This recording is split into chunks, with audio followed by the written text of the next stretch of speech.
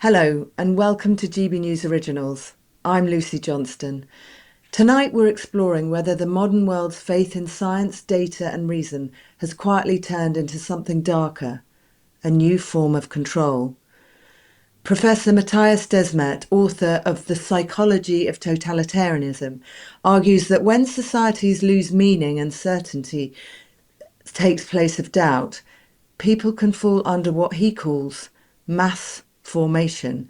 It's a kind of collective hypnosis, and I'm quoting here, destroys the individual ethical self-awareness and robs them of their ability to think critically. This process, he says, is insidious, and populations fall prey to it unsuspectingly.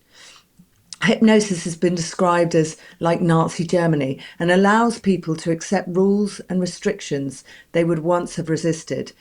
Now, this week, Professor Desmet is speaking in the European Parliament at a meeting of the group Make Europe Healthy Again, warning that the same totalitarian forces of fear and technocratic management seen during COVID are now shaping everything from climate policy to digital surveillance. So are we entering an age where safety and rationality become the justification for soft totalitarianism? Professor Desmet is a leading psychologist from Ghent University, and welcome. We're really honoured to have you on GB News Originals. Can you just describe, Professor, just a little bit about yourself and what you do? Yes, and thank you for having me, Lucy.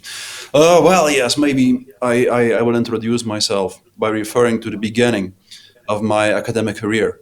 I started to work at university back in 2003, and I made a PhD on problems with academic research, because at that moment, uh, uh, in between 2003 and 2005, the so-called replication crisis started.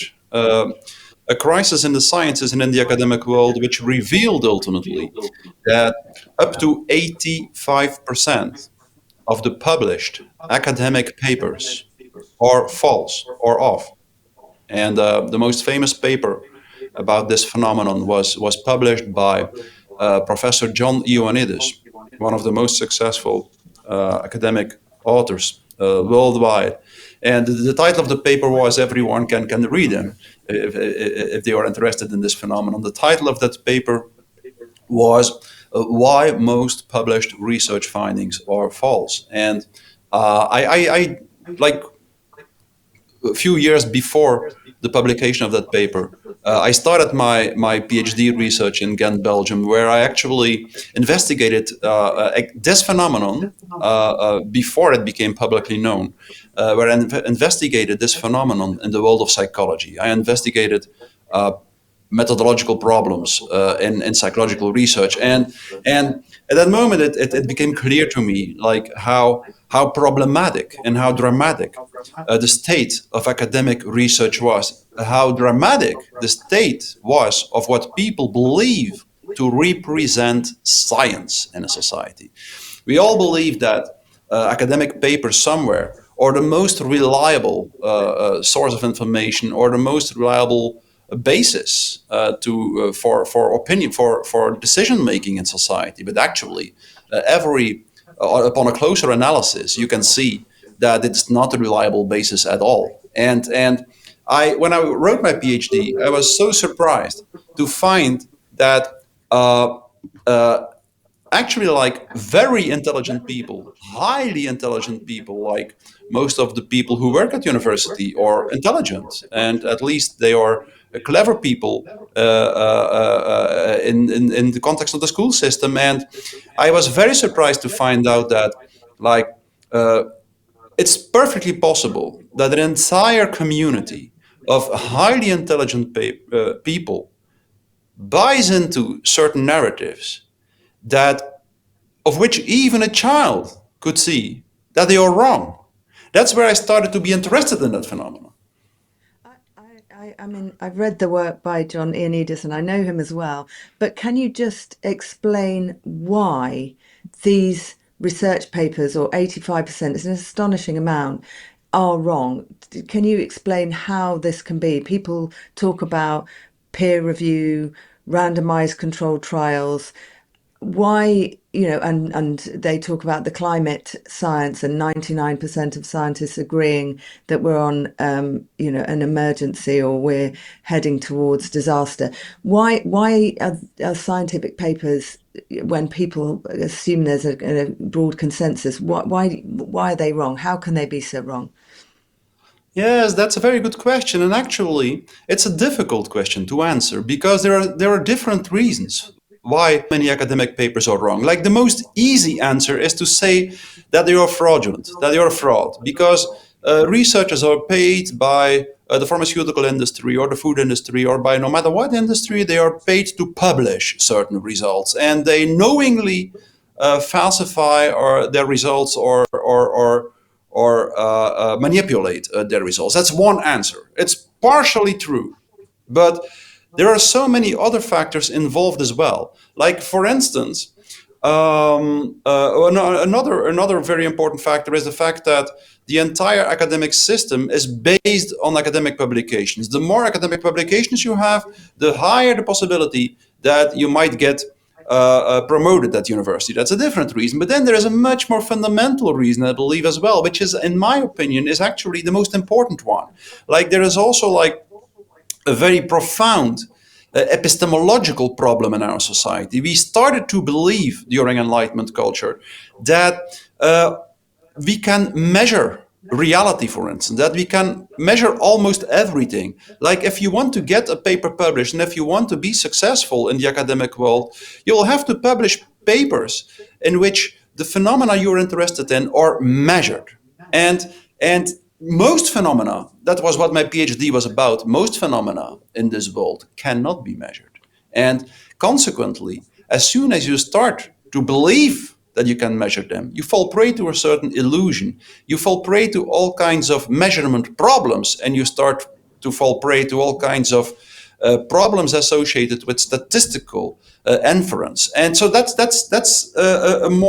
a deeper problem, an epistemological problem, which actually is related to the very foundation of our Enlightenment culture, which is the Mechanist rationalist worldview, the idea that life, that the universe is like a machine, a material machine of which every aspect can be measured, investigated, and understood in a rational way.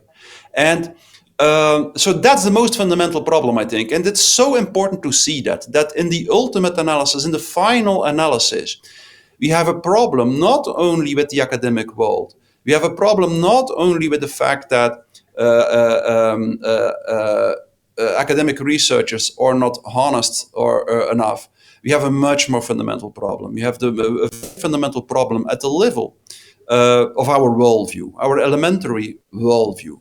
And as long as, like, this worldview, this mechanist, rationalist, materialist worldview, actually, as long as we really believe that essentially the entire universe is like a dead material system, a dead machine, a mechanical system, as long as we do believe that, we will inevitably end up in a society which shows a tendency to become a technocracy instead of a democratic system, inevitably. Because if you really believe that the entire universe is a machine that can be understood, manipulated in a rational way, you will never, in the end, choose for democratic leaders. You will always start to believe that we need experts to lead society.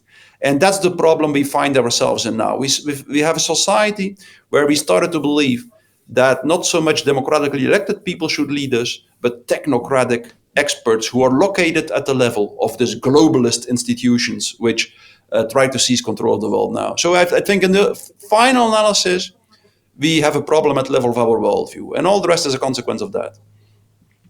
Yeah, understood.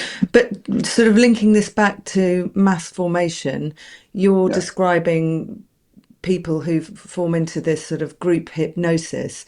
And I'm just wondering if you can, for those sort of new to the idea, what does that mean, and how does it take hold in rational societies? How do we fall into this? Yes, it's a very important topic, I think, because mass formation is one of the most important phenomena to understand the geopolitical and all the other tendencies we see now. So mass formation is a kind of group formation. It's a kind of group formation which has very specific effects at the level of individual mental functioning. So people who fall prey to mass formation will typically start to become incapable of taking a critical distance of what the group believes in. So, no matter how absurd the narratives are the group believes in, individuals who fall prey to this phenomenon will just buy into these narratives, and they will be incapable of taking a critical distance of these narratives. That can go very far, like during the revolution in Iran of 1978, 1979.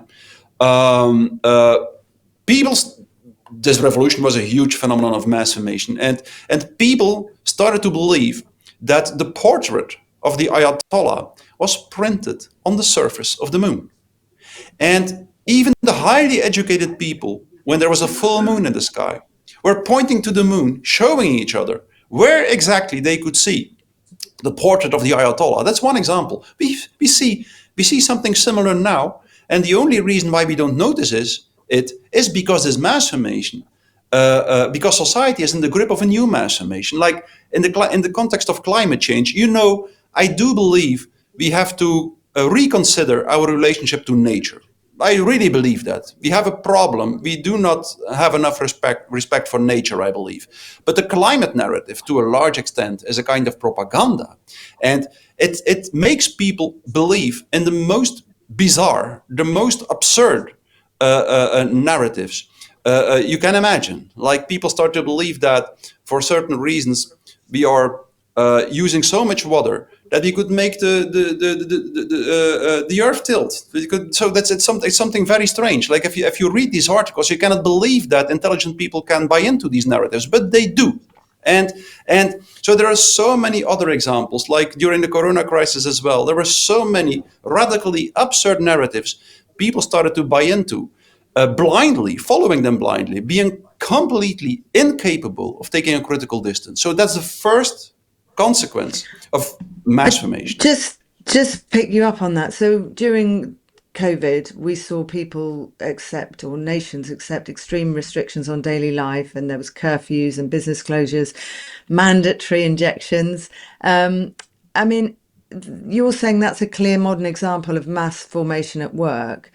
Would was it? Do you think it's not arguable that that was a necessary step to save millions of lives? No. In the final analysis, you can never defend that thesis, I think. Like, first and for all, we should have seen a proper cost-benefit analysis in the beginning of the crisis. This never happened. From the beginning, there was no real cost-benefit analysis. That's the first problem. And that's also typical of mass formation. In a mass formation, people start to become radically intolerant for dissonant voices, for people who think differently.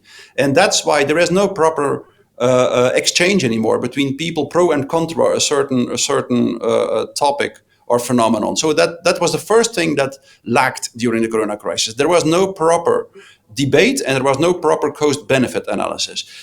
While from the beginning, like I published my first critical opinion paper in the first week of the crisis, the title of the paper was "The fear of the virus is more dangerous than the virus itself." From the beginning, it was actually clear that the victims claimed by the virus, on average, were exactly as old as the average age people were just dying naturally from. So it was almost impossible to save healthy years of life because of the measures. So it was a very strange starting point. Like we were spending thousands of billions of euros here to fight a virus of which the average age of the victims is exactly as old as the average age of dying in general in society, which is a very strange starting point. And then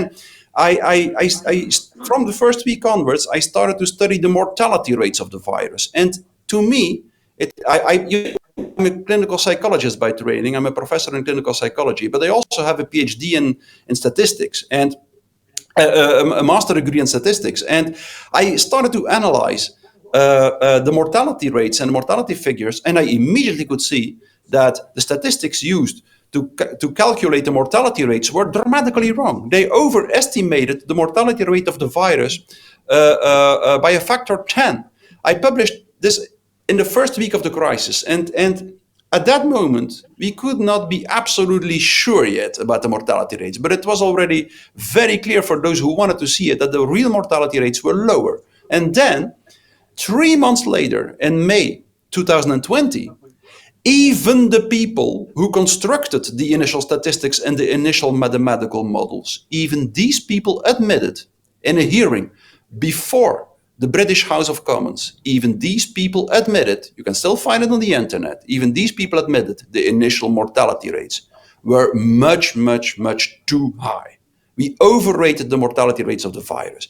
And the strange thing was that at that moment you would expect, once it's clear that the mortality rates are much lower, maybe 1,000% lower, that at that moment society would reconsider the measures they took to fight the virus, but nothing like that happened.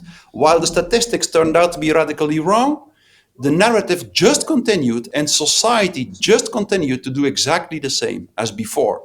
And that was the moment where I was sure we are in a major mass formation. People would argue that sorry to interrupt, but many people just point to the fact that so many millions died of coronavirus. So it was clear that this was a very deadly disease, whatever you want to do with the statistics. Oh yes, of course. Many people will. That's an answer I often get. Like many millions of people died, and they very often it's compared to the flu. Then, like it was, the mortality rate was much higher than the flu. I believe, and I really say I believe that in the final analysis, the mortality rate was higher than the flu. Not very much higher, but it was higher. But it's very hard to compare the two, because the way in which the number of casualties, the number of victims was counted was completely different. It was completely different. At a certain moment, even national television in Belgium admitted that all people who died were included as corona as people who died from corona. So the way in which the number of victims claimed by the coronavirus was counted was completely different than the way in which we counted the flu. It was different. But don't we look at excess deaths? During that period, the number of excess deaths compared to previous years, was that significantly higher than the average? You know, also that is hard to say, because we to determine the number of excess deaths, we need a real debate. Many people think that you can just count and determine what the number of excess deaths are. That's not true at all. The excess deaths are computed to a formula, and you can use different formulas to calculate it, for instance. So it's not so easy to determine how many excess deaths there, or whether there were excess deaths were higher than other years. So they were probably a little bit higher than most years, but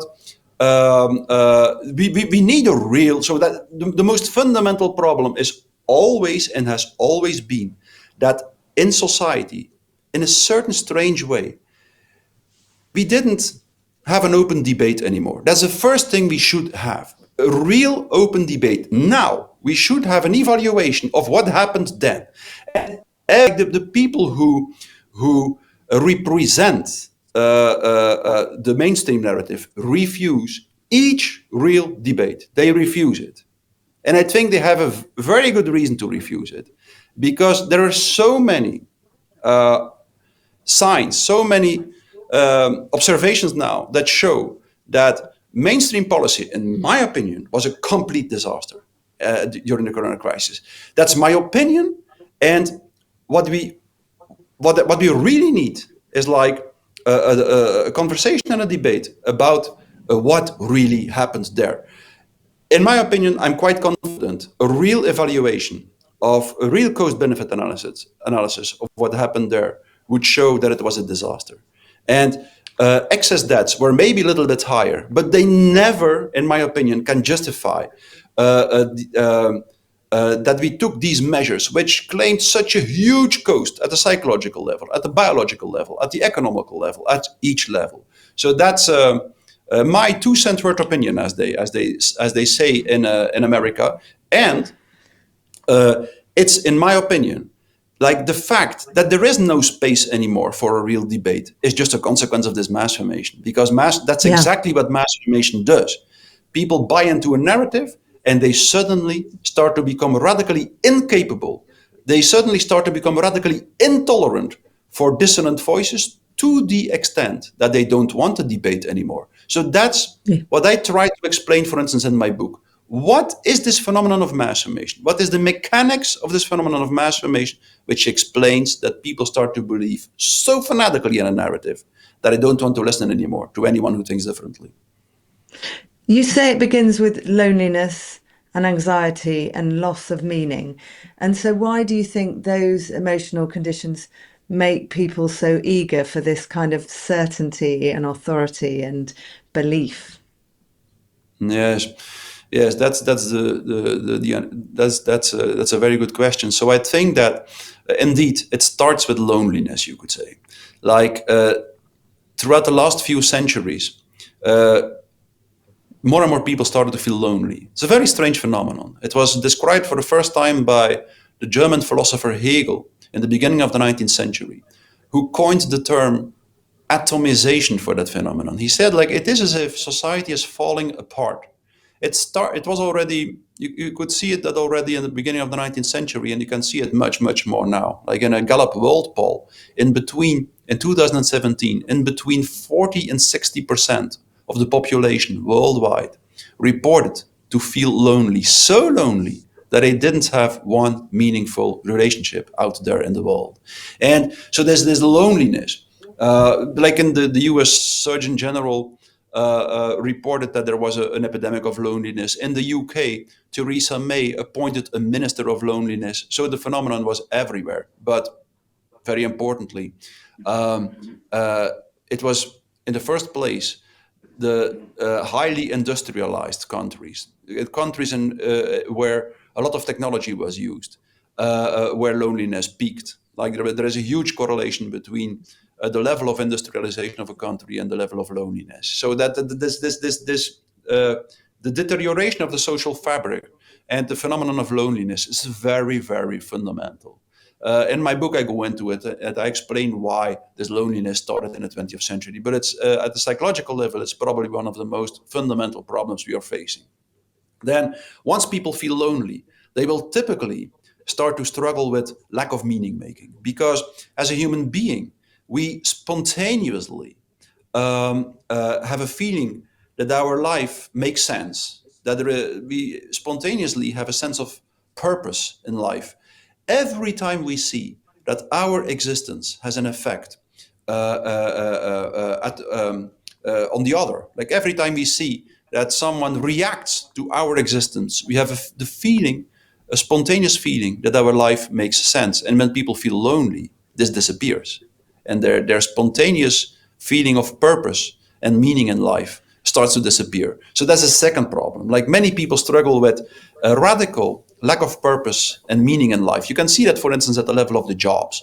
Like up to 40% of the people worldwide considers their own job to be a so-called bullshit job. That means a job which makes no sense, which has no meaning at all. That's a huge percentage, up to 40% of the people. And then once people are in this state, and that's crucial, once people are in this state where they feel lonely, where they feel that their life that there is no purpose in life, they will typically be confronted with certain emotional changes. They will be confronted with what I often call free floating frustration, aggression, and anxiety. That means a kind of frustration, a kind of aggression. a kind of anxiety which they cannot connect to a mental representation, meaning that people feel aggressive, they feel frustrated, and they feel anxious without knowing what they feel anxious for. That's free floating anxiety. And people have always been anxious, but there is a very specific kind of anxiety now, a free floating anxiety. People have this feeling of anxiety which they can't connect to something. And when people are in this state, and that's crucial, something very specific might happen. If under these conditions, someone disseminates a narrative, for instance, through the mass media, indicating an object of anxiety and a strategy to deal with that object of anxiety, then all this free floating anxiety might at once connect to the object of anxiety and the narrative. And people might be willing to participate in the strategy to deal with the object of anxiety, no matter how absurd this strategy is. So, and that's what happens in the beginning of each totalitarian system.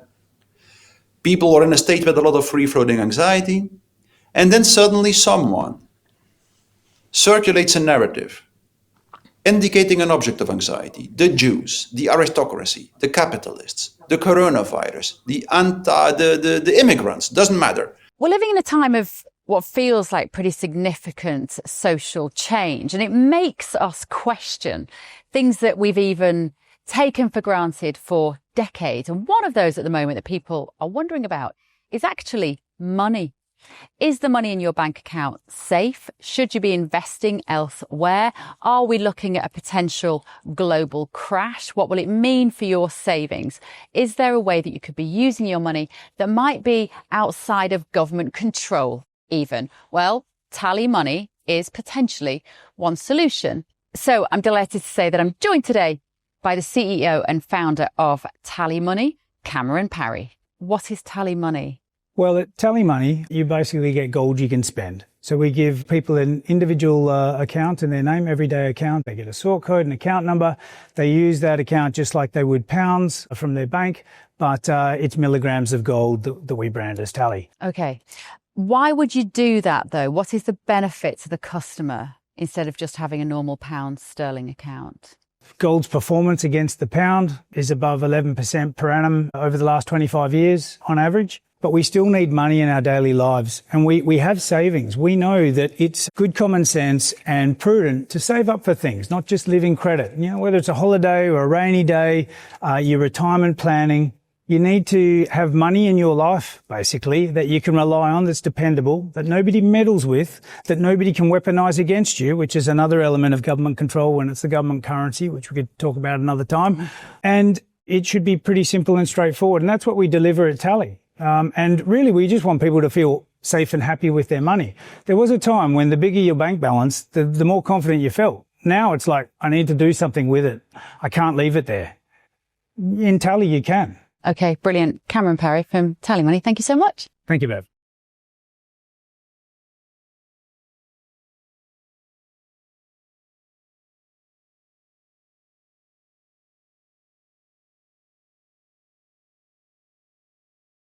Someone disseminates a narrative in public space, which indicates an object of anxiety and at the same time provides a strategy to deal with that object of anxiety.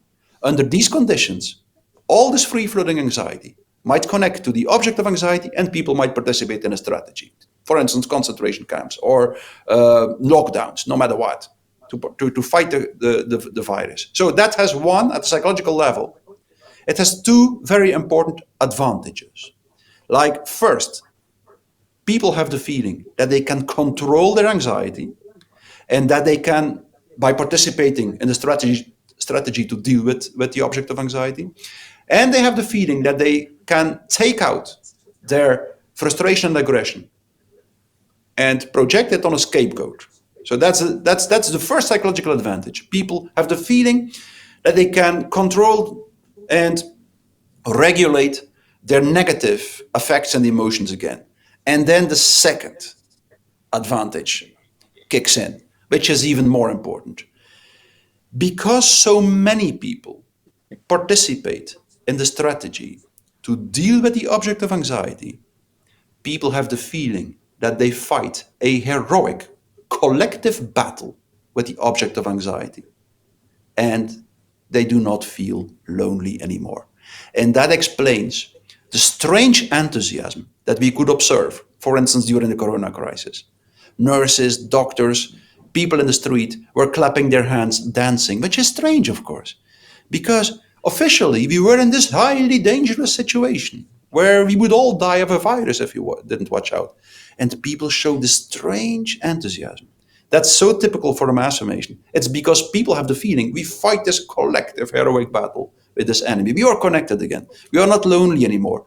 And we have a new purpose and goal in life, the war with the virus. And so that's a mass formation. And the dramatic thing, of course, is that people feel as if they are not lonely anymore. But actually, they are even more lonely than before. Because a mass formation is a group that emerges, a mass or a crowd is a group that emerges, not because people connect to each other. A mass is a group that emerges because each individual separately identifies or connects with the same collective ideal. And after a while, the bond with the collective ideal, for instance, the mask wearing or the vaccination campaign, the identification with the collective ideal, the bond with the collective ideal, sucks away all the psychological energy from the bonds between individuals. And after a while, the bond with the collective ideal becomes much stronger than even the strongest bond with other individuals.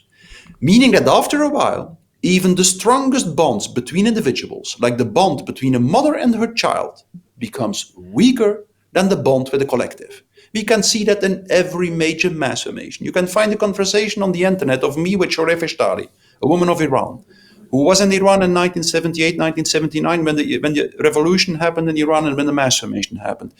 She was the daughter of a mayor of a major city of Iran. She was forced to witness how a mother who had reported her son to the state put the noose around the neck of her son and on the scaffold. And when he was hung, when he died, she was very proud to receive a medal for heroineship. That's what happens in a mass formation. Mothers start to be willing to kill their children. Children start to be willing to report their parents to the state just because of this mechanism. The bond with the collective becomes much stronger than the bond with the individual. So looking at this in comparison with a sort of dictatorship, you're saying that, or arguing that this totalitarian system doesn't really come from brutality, but from technocracy, sort of rule by data and experts. But how did our faith in reason evolve into this new form of control? Is that what you're saying, essentially? Yes, that's also a very good question. And first, like indeed, you just referred to a dictatorship. That's very important. Almost like not so many people realize that a totalitarian system is something completely different than a dictatorship. Like in a classical dictatorship, the population is scared of a small group of people, the dictatorial regime, which they experience as having a huge aggressive potential, and consequently people are scared and they just accept that this small group of people unilaterally imposes its social contract to the population. Okay, so that's how a classical dictatorship works. It's a little bit simplistic, but it boils down to this. And then a totalitarian system is something completely different. In a totalitarian system, you first have a group of people who start to believe fanatically in a certain ideology or a certain narrative. And once they do, suddenly, usually under the impact of propaganda of a certain group of people, they start to seize control of society. When the group is large enough and when it's fanatical enough, they at a certain moment might seize control of society. In that case, you see how a small group of people who is supported by a mass usually 20 to 30% of the population, seizes control of society, and this system is much, much more suffocating than a classical dictatorship.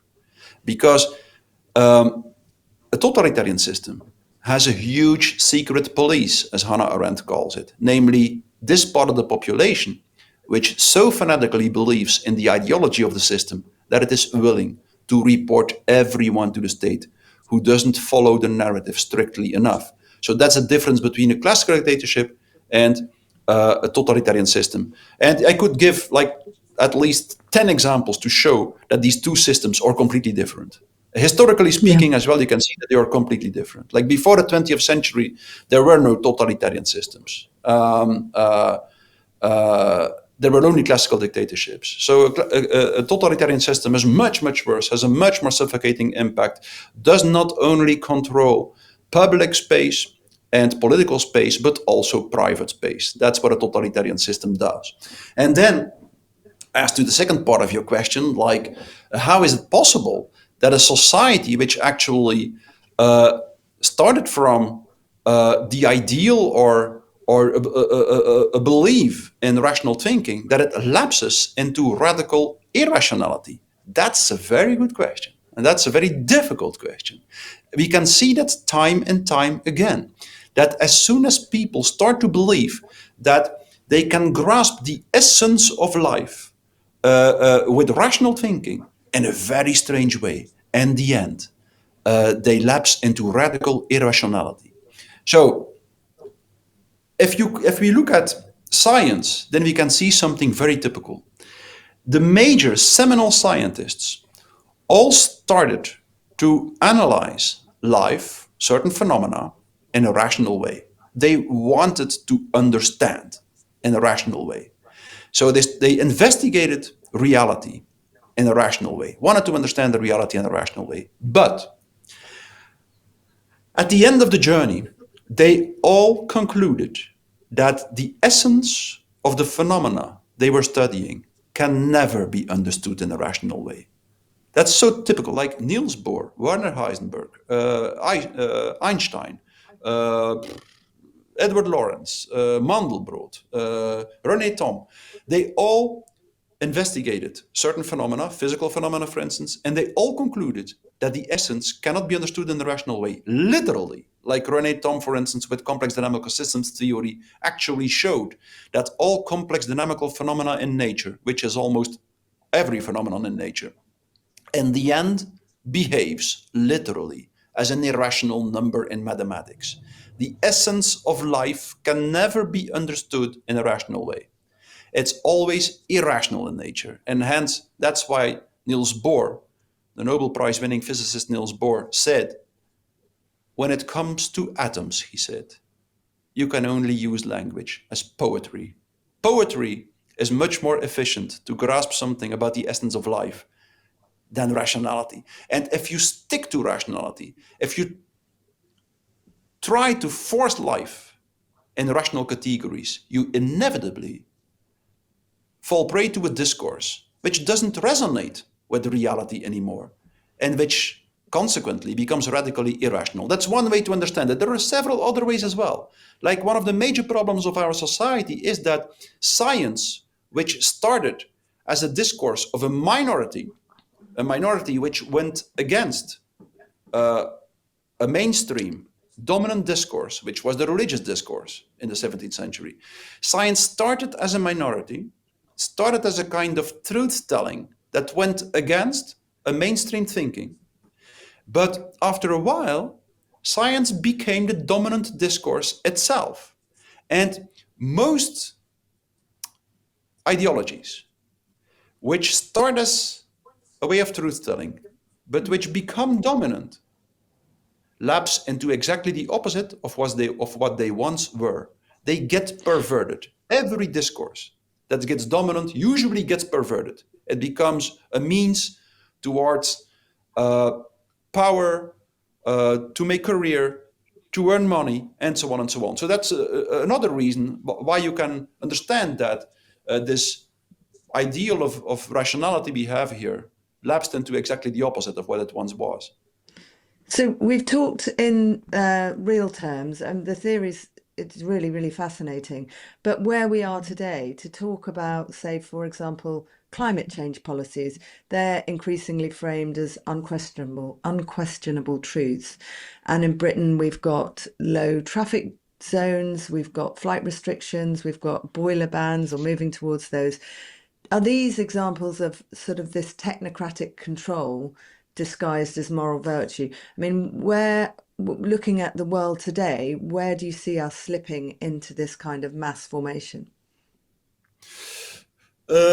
I believe that like a major part of the discourse of the globalist institutions is propaganda. Like globalist institutions. Where is the propaganda with that, for example? So climate is warming. CO2, carbon dioxide emissions are contributing to that, or the major cause of that. That's what we hear regularly. Are you saying that that is propaganda? Yes, of course. As I said, I believe there is a real problem. We need to reconsider our relationship to nature. But the problem is, I think that this real problem is in a certain way used in an instrumental way by globalist institutions, and they just constructed this climate change narrative, which is, of course, an ideal narrative. First, you have to create a global problem if you want to offer a global solution. And like the climate narrative is this a global problem for which we need a global strategy and a global solution. And who else would offer a global solution and a global strategy than the globalist institutions? So I believe that no matter how true it is that our current way of living is problematic for nature, I really believe it is a problem and that we have to reconsider it. But no matter how true it is, like this climate narrative is an instrument that is used by the globalist institutions to overrule the authority of national governments, I think, and to, strangely enough, and to convince people to accept a way of living which is eco-modernist in nature, which means in which the human being is even more alienated from nature than it is now. That's the real problem. Like they want to, for example, I believe, explain that. Well, what do you mean yeah, by of that? course, the solution that these global institutions in general, usually offer, is 5-minute cities. We all have to live in 15-minute cities. We all have to drive electric cars. We have to eat food printed in an artificial way. We have to stay inside. Don't travel anymore. Don't go into nature anymore. We have to live in a completely digital environment, and so on and so on. While actually, I believe the real solution has to be thought in the direction of a life where a human being is more connected with nature, resonates more with nature. What the globalist institutions try to convince us of is that we completely have to withdraw from nature and choose for a digital, artificial life. And that's where I think it's clear that the solution offered or proposed by the globalist institutions is actually part of the problem and even will make the problem worse. It's an attempt to solve the problem by a discourse that is the discourse that caused the problem. I think that's in my opinion, one of the major How problems. are they they're not telling us not to go into nature and stopping us. No one's telling us we have to sit on a computer. That's just surely happened because it's convenient. We're talking to each other today because of it. Is that, do you think there's there are forces at work to try and promote that and get us out of society and the world? Is that what you're saying? Yes, they do propose that. This entire idea of 15-minute cities the digital ID, the central bank digital coins, the entire ideology, the Why entire. the digital ID? We have a brick card being proposed now by the Labour Party. Why do you think that ties in with what you're saying? Well, because like if you look at the solutions proposed by the globalist institutions like the WHO, for instance, if you look at the One Health policies they propose, then you can see that they have this ideal in mind of a completely digitally controlled society. And to me, that's not strange at all. Like when you start from this idea that the entire universe is just a machine and the human being is a small machine, a biochemical machine, which is a cog in the large machine of the universe. As soon as you start from this idea that the universe is like a big machine that you can understand perfectly in a rational way and that you can control in a rational way, and that you can manipulate in a rational way, then it's just logical that you digitalize the entire society and try to control and manipulate the machine as efficiently as possible. So it's not strange. As soon as you start from this worldview, this materialist worldview, the complete digitalization of society is a logical consequence. But I believe that it will be dramatic if we really go to this digital society where we have a China-like digital social credit system which determines how much money we can use for this or for that. Well, in the end, we will destroy this space of the individual to make its own subjective choices. And that means as much as that this new digital system will destroy the very essence of the human being. But no one's suggesting, the Labour Party isn't suggesting that. They're not saying we're going to a social credit system. They're saying that we just need to have a card to get a job. Are you saying it's inevitable that they'll try and take a little bit more power and a little bit more power and it will be exploited? Is that what you feel? Of course. Like, I would propose that everyone really reads the ideological or the papers which describe the ideal world according to institutions like the WEF, or that people go to the website. The World Economic Forum, yeah. Yes, the World Economic Forum, or that people go to the website of the WHO and that they really read there what these institutions believe is the society of the future. You will see it's a very digitalized society where the ultimate consequence inevitably will be the introduction of a social credit system. Of course. Oh. Which is only one small aspect of a digital system, a very small aspect. This social credit system will be associated to central bank digital coins. The entire infrastructure is there already for the central bank digital coins. It will be connected to a digital One Health policy and so on. So people would say that Britons would refuse that. They wouldn't accept that. We wouldn't end up in that situation because that's not in our culture. Do you think that's inevitable? I hope so, but we have seen that also British people actually bought into the Corona narrative. You know, usually, if you want to introduce something new, you have to prove and demonstrate that the old system is not sufficient anymore to deal with the problems we are confronted with. So, all we need for a major part of the population to accept a digital society is a major crisis. If we are confronted with a major crisis, it will be very easy to convince people that we need a new system. And this new system inevitably will be the next step in the tendency towards technocracy. And as again, I believe that a major part of the population will resist. There will be a part of the population who refuses to buy into the system. But probably a major part of the population will also fall prey to the propaganda, and they will buy into it. So it will be so easy, I think. Like, we are already in a major crisis. Our economic system is dead.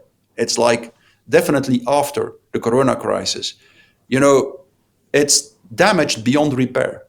And it's just a matter of a few months, maybe a few years, before we find ourselves in a crisis which is more profound than every crisis we have seen in the last decades. And under these conditions, I think it will be easy to convince a part of the population, not everyone, that we need like a fully controlled digital system, a digital identity, central bank digital coins to solve the problem. You know, like, so many people will be won't be able to pay their mortgage anymore. To give only one example. So I think that, like, one of the things that will happen is that as a solution, globalist institutions and governments will offer people like a universal basic income, take over their mortgage. They will lose their house, but they will, in this way, they will enter a digital system, and a system with central bank digital coins. And without them knowing it, they will be a slave of a control system as the world has never seen before. That's one of the mechanisms that might work. But I'm, in that respect, I'm optimistic because I'm confident that the system will fail. But I'm also realistic in this respect, that I do believe that such a system will be introduced. It is actually there already. All that is needed now is just the right psychological conditions to convince people to accept it. Moving away from the ID card, we've got Britain's Online Safety Act allows the removal of social media posts that are legal but harmful. Do you think it's dangerous when the definition of harm depends on politics or ideology? Of course. Of course. What you're describing, there is a new kind of censorship. Maybe, I think it was for the first time implemented during the corona crisis, where for the first time millions of posts were deleted. Posts who, as you said, were not illegal, but who just were critical about the mainstream narrative. So millions of posts were deleted. People were censored. Many people were censored, including myself. And we see how this idea of a new censorship evolved since the corona crisis into a fully fledged new censorship machine, which in a few years probably will be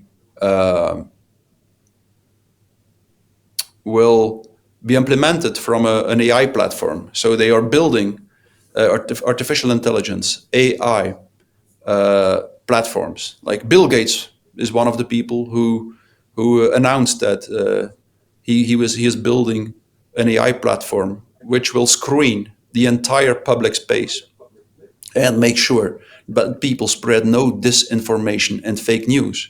So, but that means, even if it is not illegal, so that means that there will be a set of people, the people who control AI, who control the propaganda machinery, there will be a set of people who will determine on their own what we can say and what we can't say.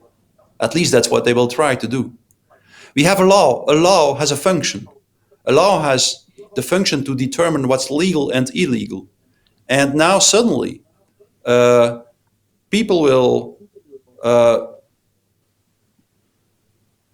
put themselves above the law and, based on their own analysis, determine what should be censored and what shouldn't be censored. So it's a very, very, very dangerous situation, of course. So, I mean, around the world, sort of governments and tech companies are working together to do this kind of censorship, and we've got facial recognition cameras. And do you think this sort of emergence of the state and technology do you think that is the modern face of totalitarianism, or do you think that's what we're moving towards? That's one aspect, that's one part of the new totalitarianism. It's an aspect of totalitarianism, the modern totalitarianism, that was anticipated very well by people like Aldous Huxley. He had this wonderful quote in one of his books, Brave New World Revisited. So not Brave New World, but the book he wrote 30 years later, Brave New World Revisited, where he said, like, we will, in the next few decades, he said, he wrote that in 1953, I think, in the next decades, we will see how a new totalitarianism emerges. And it will present itself as the ultimate democracy. And at the surface, it will look exactly like a democracy. And every newspaper article, every news broadcast will be about the importance of democracy. But under the surface, he said, it will function as a fully fledged totalitarian system led by a few oligarchs and their army of mind manipulators. So it's a wonderful paragraph where he anticipates exactly what happens now, I think, where you see how the people who try to introduce the new totalitarianism are actually exactly the same people who claim to defend democracy, while it's clear that they defend it through radically undemocratic means. For instance, a huge censorship machinery. So, what was the question again? I forgot the question. Well, I'm just asking you about the modern face of totalitarianism and how it actually manifests in our world today. Do you think we're there now, or do you think we're moving towards it? Both. We are there now, we are moving towards it. That's how totalitarianism works. It's a very organic process in which a society actually, which is first overly individualistic, suddenly lapses into fanatic collectivism. So that's one aspect of totalitarianism. Totalitarian systems usually start from a situation where people feel isolated, where they lead a very individualistic life, and suddenly they lapse into fanatic collectivism, where they seem to forget completely about their individual interests. So that's what we are seeing now. We are seeing a new generation of young people, for instance, who are willing to radically self-sacrifice everything, who are willing to sacrifice everything for the climate narrative, for the pro-Palestine narrative, for all kinds of ideologies. So this, yes. Well, is that not one needs to do when there is an emergency? You could look at the suffragettes, for example, look at, sacrificing things for the women to have the vote. Is that not one thing that needs to happen when there is an emergency or oh yes, of course. That's what totalitarians always believe, that we find ourselves in this situation of emergency, and the normal law should be suspended now. We are in an emergency, which means that we cannot care about certain laws anymore. We have to go into emergency measures, and so on and so on. And of course, sometimes that's true. Sometimes people find themselves in an emergency situation, and they have to do things that they wouldn't do when there is no emergency. That's true. But the point is that what totalitarians do is they do exactly that what will be fatal. So that's exactly. It's not because first, it's not sure that we are in this emergency. That for instance, a climate narrative claims we are in. That's the first thing. Totalitarians never do a real proper analysis to determine whether or not there is a real emergency situation. And second, even when you are in a real emergency situation, you have to be very careful, because emergency situations are typically situations where people do very stupid things that make the problem worse. That's exactly what totalitarianism does. It always, in the end, is self-destructive. So totalitarian systems are always self-destructive. They, in You the mean end, destroy. you mean Uh, the harms outweigh the benefits of what you're trying to do? of course, yes. Yeah. Uh, But I mean, just to touch on it again, it is said often that 99% of scientists agree that we have a huge problem with global warming, which is being caused by human activity. And this could lead to wildfires and floods and all of these things, and we need to mitigate that.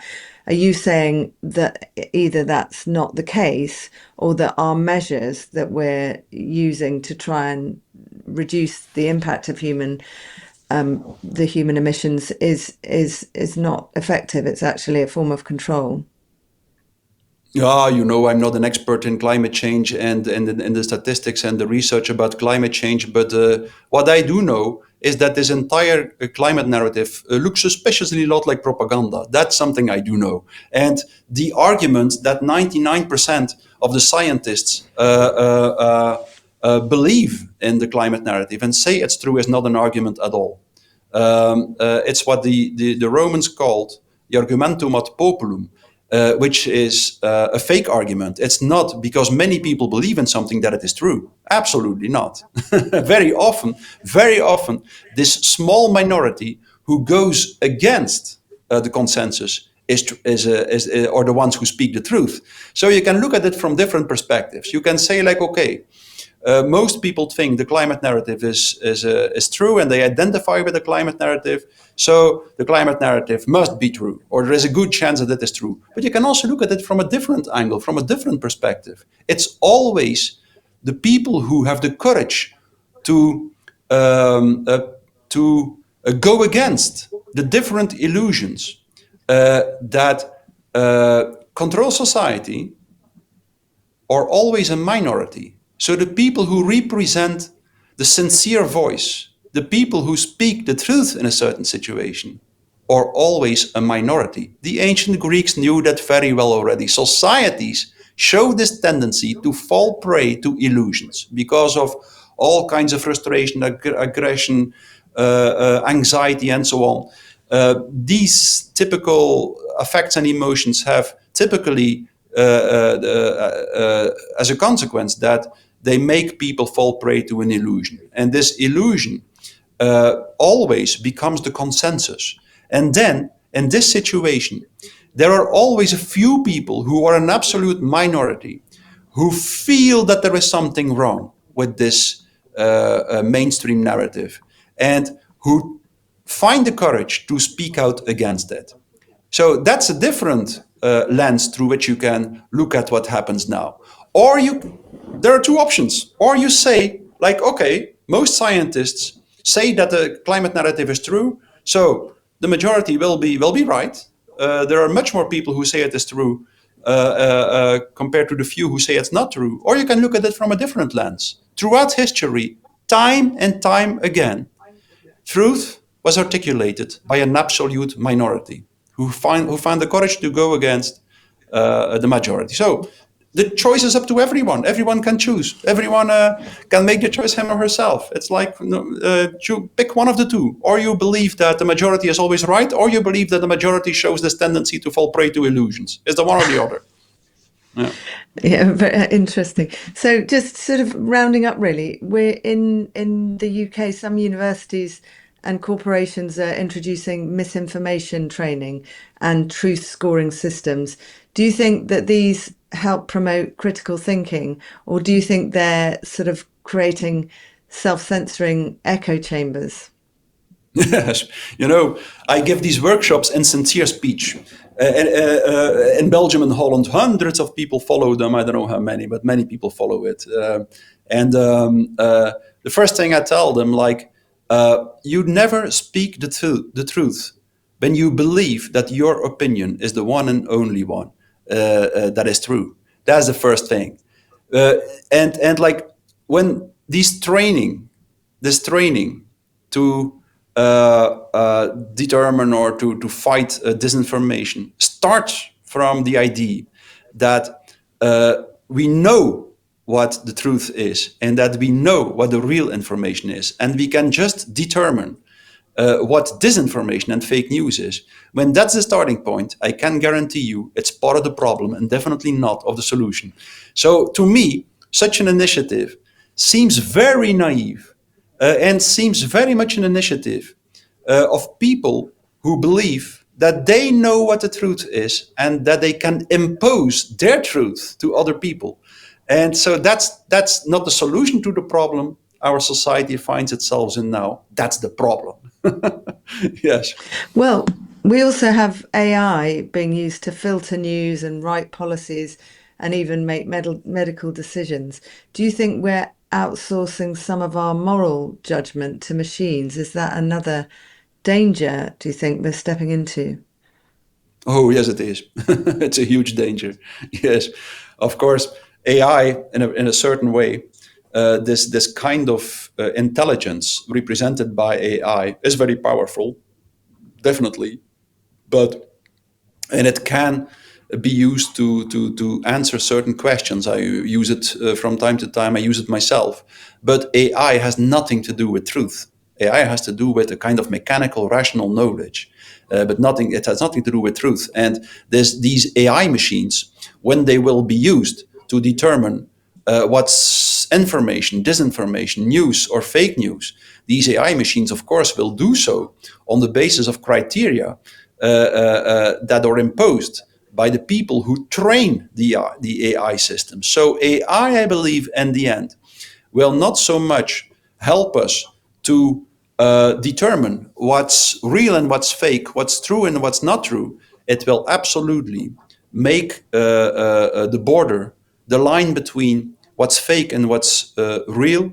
It will make this line even more problematic. It will make us even more. It will make that we find ourselves even more lost in a world where nobody knows anymore what's true and what's fake. Yeah. Like look at every movie you find on the internet. It becomes increasingly difficult to determine whether it's a real movie or whether it's a movie created by AI. To give only one example, you can imagine that if you know how Google, for instance, is used now as a propaganda tool, and how powerful it is as a propaganda tool.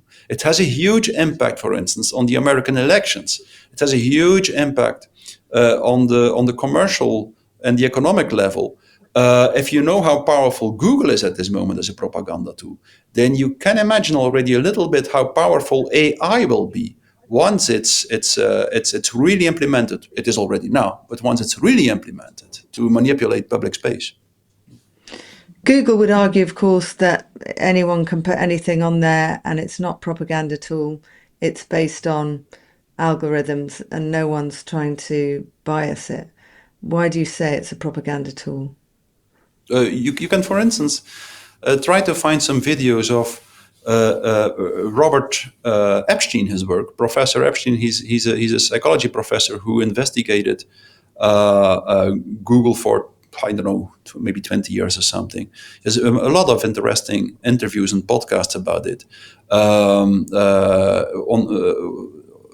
For instance, one interview with Joe Rogan, if I remember well. I met him last year at Hillsdale College. And it's very interesting. He's really one of the major experts in the world.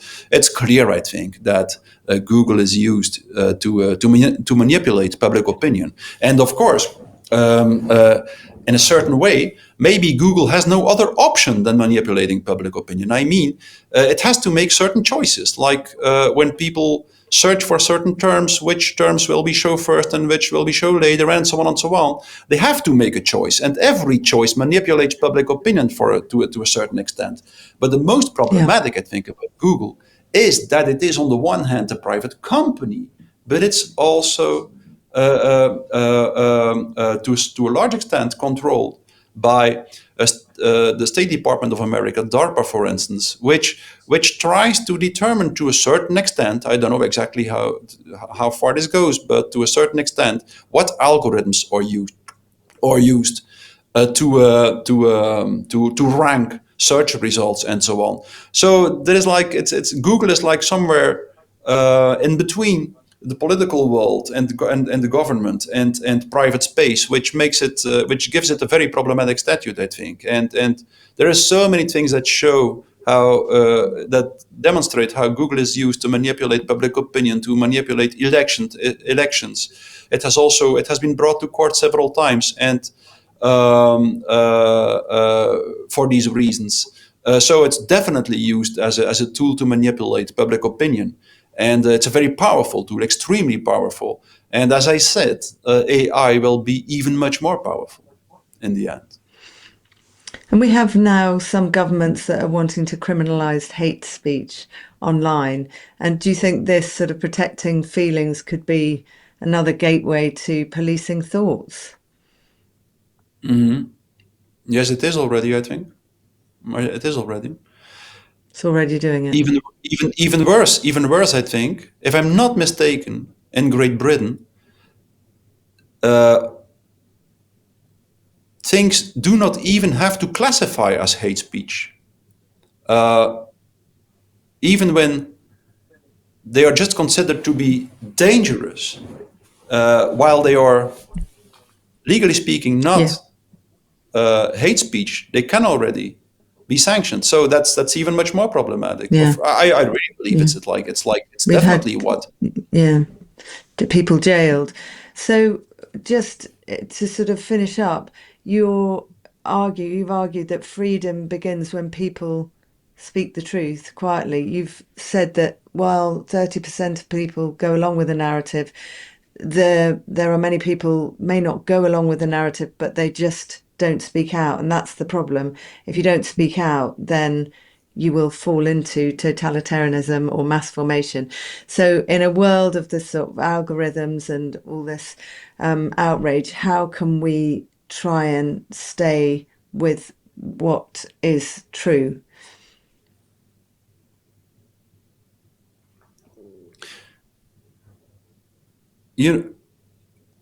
First and for all, I definitely think, indeed, as you said, that we have to speak out.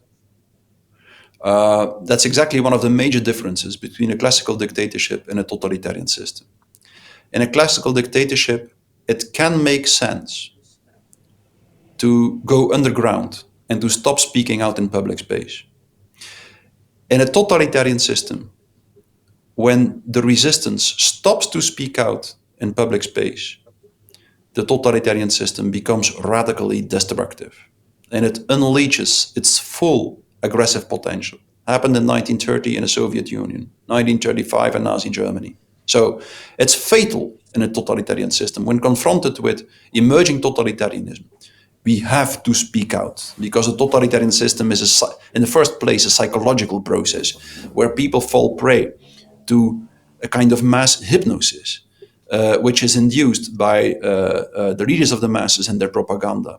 And if the voice of propaganda is the only voice that can be heard in public space, then the mass hypnosis becomes complete. It goes to the point where the masses start to become convinced that it is their right and their ethical duty to destroy everyone who doesn't go along with the masses. So that's the dramatic end point of totalitarianism. And the only way to avoid that is when there are dissonant voices who continue to speak out, because in that case, the dissonant voice constantly disturbs the propaganda and the hypnotizing voice of the leaders of the masses, and the masses usually don't go to the ultimate stage where they destroy everyone who doesn't go along with them. So first and for all, it's so important that we continue to speak out in an as quiet way as possible. I believe we have to speak out, not on the basis of a kind of fanatical conviction ourselves. We just have to say, like, look, I'm not sure whether I'm right or not. I think I'm right, but I'm not absolutely sure. But I will just testify to what I feel inside. And to me, what happens now feels wrong. And I will do my best to articulate as well as possible why I feel this is wrong. So I think that's the best starting point. We shouldn't try to convince too much. We shouldn't be too sure too much, but just live up to our inalienable right and our ethical duty as a human being to express, to articulate what we feel inside and what our honest and humble opinion is. So that's the only remedy for emerging totalitarianism, or the most important remedy for emerging totalitarianism, I think. Are you hopeful? Do you think societies can rediscover this sort of humanity and the humility before technocracy and totalitarianism closes the door on ultimately our freedom? I am realistic in the short term and optimistic in the long term, yes. I do What believe are that. short and long term? You're talking 5 years, 10 years, Yeah, that's 100? difficult. Short term is for me like, let's say, 5 to 10 years. That's short term. I think I really believe we find ourselves in a metaphysical revolution. That's how I often call it, a metaphysical revolution. That means, like, the last metaphysical revolution was in the 17th century, when the religious view on man in the world was replaced by the materialist view on man in the world, which is not the same as a scientific view on man in the world, which is something different. But and now we find ourselves in a new metaphysical revolution, I think. A situation in which we see that our worldview doesn't work anymore. Like, we find ourselves in a very profound crisis, a crisis at all levels of society, at the individual level, at the collective level. At the collective level, we are closer than ever to a nuclear catastrophe. At the individual level, 25% of the population worldwide receive a psychiatric diagnosis, up to 50% is chronically ill, and so on and so on. So there is crisis everywhere, fundamental crisis. And the most fundamental crisis is the crisis at the level of our worldview. So we find ourselves in a very fundamental metaphysical revolution where we actually, whether we know it or not, are making the switch from one worldview to another. And that will take some time. I believe, as I said, I think in the next 5 to 10 years, we will see how the old worldview, a worldview that is based upon rational understanding and rational manipulation and control, really is pushed to the extreme. Like, we will probably see how a very impressive control system, a digitalized control system, is imposed to society. I believe so. They will try to, and they will do it. I think they will manage to do so. There will be a certain percentage of the people who buys into it, and they will try to impose it to society. And I'm quite confident that it will fail. But and that a certain part of the people will refuse to buy into it. And that means that we will go through a different period where to a different phase, a difficult phase where on the one hand you have the people who buy into the system, and on the other hand you have people who don't. And after a while, I think this digitalized system, it will be a complete disaster, and it will destroy itself. Why? Oh, Because yes, that's a very important aspect of totalitarianism. If you read, for instance, the work of Hannah Arendt, who is definitely the most important author about totalitarianism, if you read her work, The Origins of Totalitarianism, something she described there, like totalitarianism is always self-destructive. In the end, it always destroys itself. She describes that, but she doesn't explain it. And in my book, I try to explain that, because totalitarianism, in the end, always fundamentally destroys the human bond, also in the system itself. So the system constantly, the totalitarian systems constantly destroy each and all bonds between individuals. Look at Stalin. He constantly eliminated major parts of his own political party, of his own communist system, his own communist party. So totalitarian systems always destroy themselves in the end, but the point is that you have to try to make them destroy themselves before they destroy you. That's the major challenge. Yeah. And the only way to do that is to continue to speak out. That's what I time and time again try to show people. Like, if you continue to speak out, the totalitarian system will constantly be disturbed. The propaganda will never be so successful that people start to become radically self-destructive to the people who do not buy into it. So it's so important that people continue to speak out. We cannot really go into that now. It's too complex. But the point is that totalitarian systems, in the end, destroy themselves before they destroy the people who oppose them. If these people make the right choice, if these people decide to radically live up to the ethical principle, and to ethical principles in the first place, the ethical principle that as a human being, you have to articulate what you believe or sincere words. Do you think that we will have some form of social credit system along with this digitization, digital ID? And do you think that's where we'll go even in Britain? Yes, definitely. Wow. Well, I'm sure we have to end now. I think we've run over, but it's so fascinating to talk to you. Thank you so much. That was Professor Mattias Desmet, the author of The Psychology of Totalitarianism. This is GB News Originals. Please don't forget to like and subscribe below and download the GB News app, available now on the App Store. Thank you so much for joining us. It's been amazing to talk to you. Thank you.